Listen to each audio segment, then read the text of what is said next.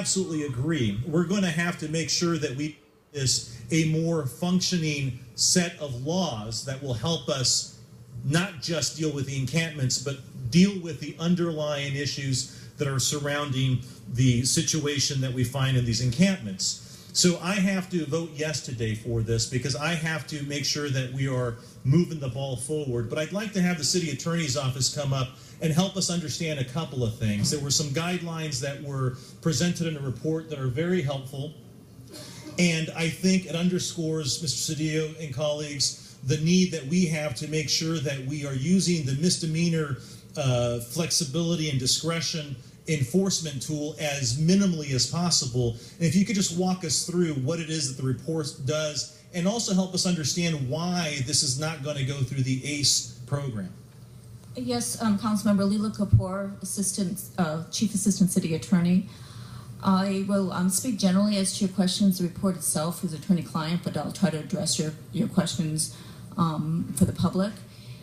As I have said to each of you, and I know that Mr. Fuhrer has made very clear, it would always be his priority to not impose a criminal sanction unless absolutely necessary as far as a violation of 5611.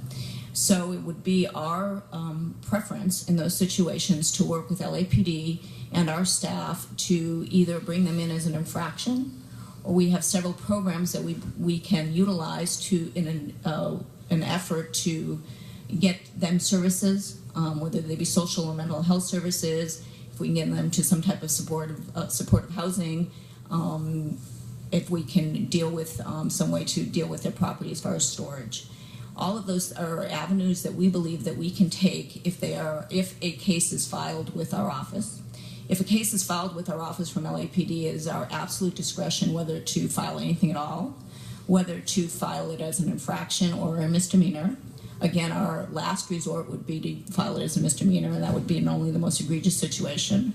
Our preference would be to put the individual through what we call loosely a diversion program. We have a homeless citation clinic by which we could do that. We have a neighborhood justice program that we think we could utilize for that purpose. So there's several avenues that we think that we can utilize to try to assist the individual and get them services before we would have to file a misdemeanor. To answer your question about the ACE program, the ACE program is an administrative program, so there is no criminal component to it. But the result of an ACE violation or a citation is a fine from anywhere from $250 to $1,000.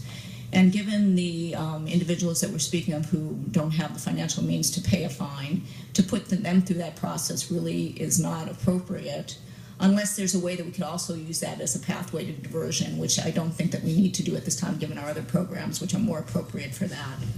The ACE program may be inappropriate when we're dealing with either, again, very egregious situations with personal property or when we're dealing with commercial property, because we need to remember 5611 addresses also the placement of commercial property on the sidewalks.